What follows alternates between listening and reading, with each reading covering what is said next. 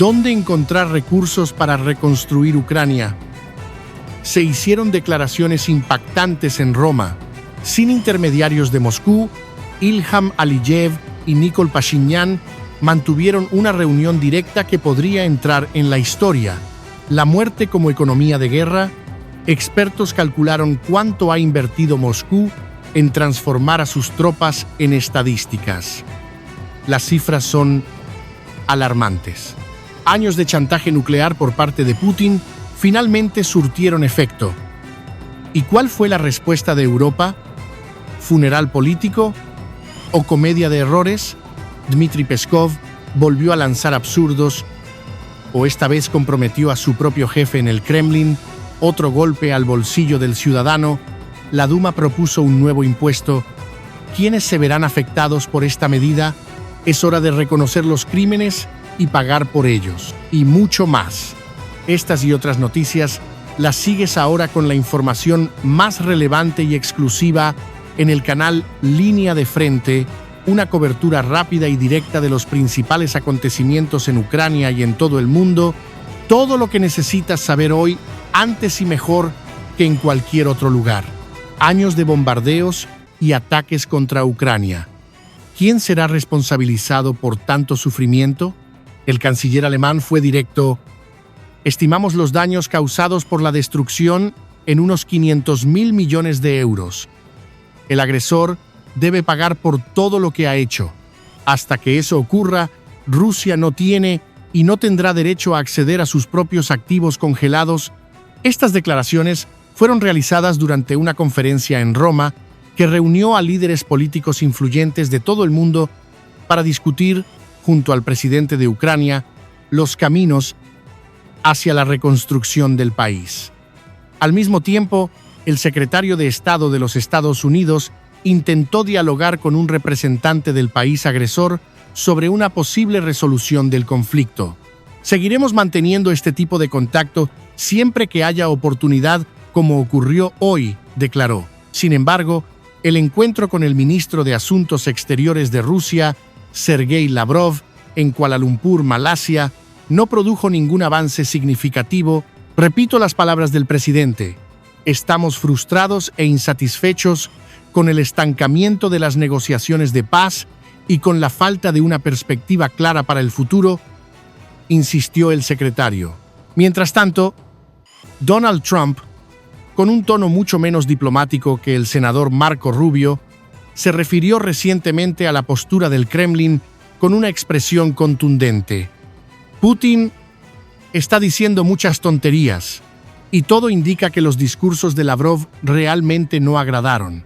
Tras el encuentro con el jefe de la diplomacia rusa, Rubio volvió a hablar sobre la posibilidad de imponer nuevas sanciones contra Moscú, además de reforzar la búsqueda, junto con los socios de la Unión Europea, de sistemas adicionales de defensa aérea para proteger Kiev. Por primera vez, desde el conflicto en Nagorno-Karabaj, los líderes de Azerbaiyán y Armenia se reunieron personalmente, sin intermediarios y con tiempo para dialogar con calma. La reunión tuvo lugar en Abu Dhabi, capital de los Emiratos Árabes Unidos.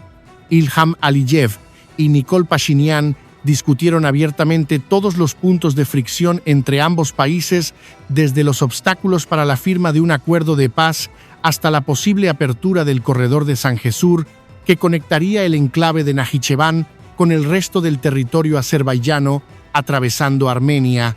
Las negociaciones duraron más de 4 horas, incluyendo momentos de conversación privada entre los dos líderes, así como sesiones con la presencia de ministros de Relaciones Exteriores y asesores. Curiosamente, el nuevo impulso para el diálogo parece haber venido, de manera involuntaria, por parte de Moscú, que en los últimos días logró deteriorar aún más sus relaciones con Bakú. Al perseguir a miembros de la diáspora azerí en Rusia, Ereván también acusa al Kremlin de interferir en los asuntos políticos internos de Armenia. Durante décadas, el conflicto entre Armenia y Azerbaiyán por Nagorno-Karabaj permitió que Moscú mantuviera a ambos países bajo su influencia. Pero esa era está llegando a su fin. Hoy, son los Estados Unidos de América y Turquía quienes muestran mayor interés y protagonismo en el acercamiento entre Ereván y Bakú. Mientras tanto, Moscú sigue enfrentando crecientes dificultades para financiar su guerra en Ucrania. El ejército de carne, como los analistas llaman a los soldados enviados masivamente al frente, está resultando cada vez más costoso. Según cálculos del Centro Analítico ReRusia, solo en la primera mitad de 2025, Rusia gastó más de 2 billones de rublos en tropas. Esto incluye bonos por firma de contratos, mantenimiento de las fuerzas involucradas en el conflicto, además de compensaciones para heridos y familiares de muertos. Si la situación continúa igual, Rusia deberá gastar en apenas un año más de 4 billones de rublos para mantener su ejército en Ucrania. Esto representa casi el 10% de todo el presupuesto federal ruso para este año o cerca del 2% del PIB del país.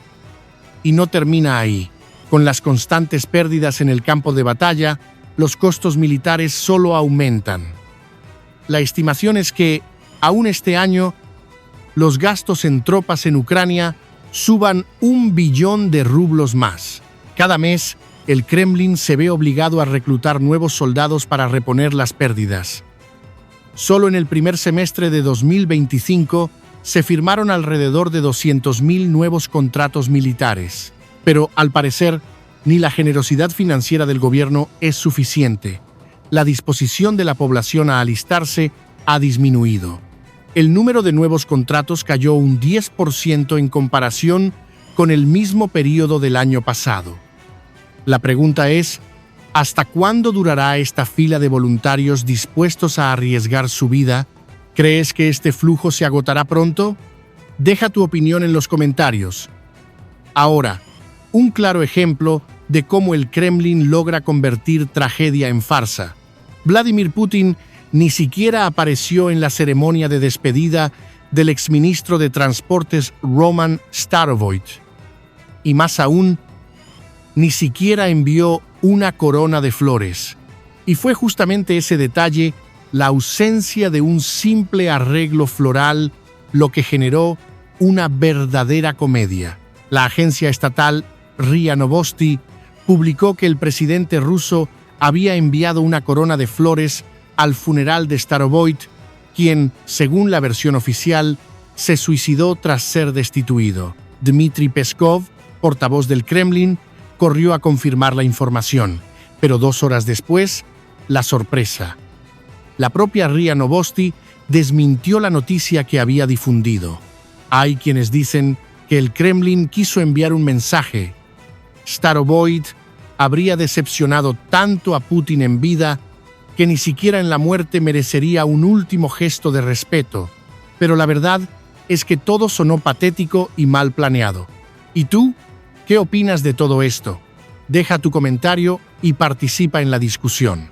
Y por cierto, ¿realmente crees que un alto funcionario del gobierno se haya suicidado? Para recordar, Roman Starovoyt, de 53 años, fue encontrado muerto dentro de su propio coche con una herida causada por un arma de fuego el pasado lunes. Coincidentemente o no, ese mismo día había sido destituido del cargo de ministro de Transportes de Rusia. Antes de eso, Starovoyt ocupó durante 5 años el cargo de gobernador de la región de Kursk. La inspiración de Alexander Lukashenko parece estar haciendo escuela entre los parlamentarios rusos. El presidente de Bielorrusia, famoso por su estilo autoritario, creó hace años un polémico impuesto para los desempleados, llamándolos públicamente parásitos. La medida casi generó una revuelta popular, pero en la Duma, la creatividad no tiene límites. El diputado Andrei Gurulyov ahora quiere grabar a quienes no tienen hijos. Claro que se olvidó o ignoró convenientemente los numerosos impuestos, contribuciones y cargas que cualquier ciudadano ruso ya paga a lo largo de su vida, incluyendo el fondo de pensiones. Con la caída en la recaudación proveniente del petróleo y el gas y el aumento continuo del gasto en la guerra, el régimen de Vladimir Putin está cada vez más desesperado por encontrar nuevas fuentes de ingresos. Por eso, Esta propuesta puede ser más que una declaración ruidosa para ganar titulares en el canal estatal. Puede ser, en la práctica, un globo de ensayo para medir la reacción de la población. ¿Y tú qué piensas? Estamos atentos a los comentarios. Mientras tanto, puede estar escribiéndose una nueva página en la seguridad del viejo continente. El tan mencionado escudo nuclear europeo comienza a tomar forma. Londres y París dieron un paso más en ese sentido. Emmanuel Macron y Keir Starmer firmaron un acuerdo para coordinar sus capacidades de disuasión nuclear. Y además, dentro del proyecto de cooperación llamado Entente Industrial, los dos países van a desarrollar y fabricar nuevas armas, incluyendo una nueva generación de los misiles Storm Shadow, los mismos que han sido enviados a Ucrania. Además, se reveló que el Reino Unido llegó a un acuerdo con Kiev para suministrar misiles antiaéreos británicos Thales para uso de las Fuerzas Armadas ucranianas. El gobierno del Reino Unido calificó como histórico el nuevo acuerdo con Ucrania. El país fabricará misiles para los sistemas de defensa aérea ucranianos durante los próximos 19 años. Serán 5.000 unidades proporcionadas por Londres.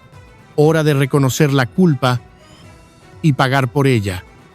Australia está exigiendo compensación a Rusia.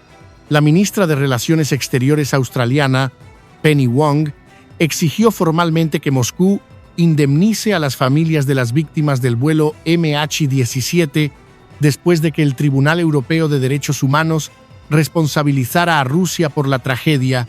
En su declaración oficial, Wong dijo que la decisión del tribunal representa un momento histórico para las 298 víctimas y sus familias, y enfatizó que Rusia ahora tiene el deber legal de reparar los daños. El vuelo MH17 fue derribado el 17 de julio de 2014 en el este de Ucrania. Según la investigación realizada en los Países Bajos, el avión fue alcanzado por un misil del sistema Buk de fabricación rusa, lanzado desde un área controlada por separatistas prorrusos con apoyo directo de Moscú. Las 298 personas a bordo murieron, la mayoría ciudadanos de los Países Bajos y Australia. El Tribunal Europeo señaló que las autoridades rusas no tomaron las medidas necesarias para verificar el objetivo antes de disparar el misil, y tampoco garantizaron la seguridad de los pasajeros del Boeing 777. El tribunal también destacó que el misil fue disparado por fuerzas prorrusas contra un avión civil que sobrevolaba el espacio aéreo ucraniano. En 2022, un tribunal neerlandés condenó en rebeldía a 2 ciudadanos rusos a cadena perpetua, incluyendo a Igor Girkin-Strelkov, exministro de Defensa de la autoproclamada República Popular de Donetsk. Rusia continúa negando cualquier involucramiento en la tragedia y se niega a entregar a los condenados a la justicia. Gracias por haber llegado hasta aquí, por ver el video hasta el final y sobre todo por tu confianza. Quiero ver tu opinión en los comentarios. Dale me gusta, comparte y suscríbete, eso es fundamental para que nuestra comunidad siga creciendo. Que tengas un excelente y productivo día. Por hoy es todo. Hasta la próxima y que vengan buenas noticias.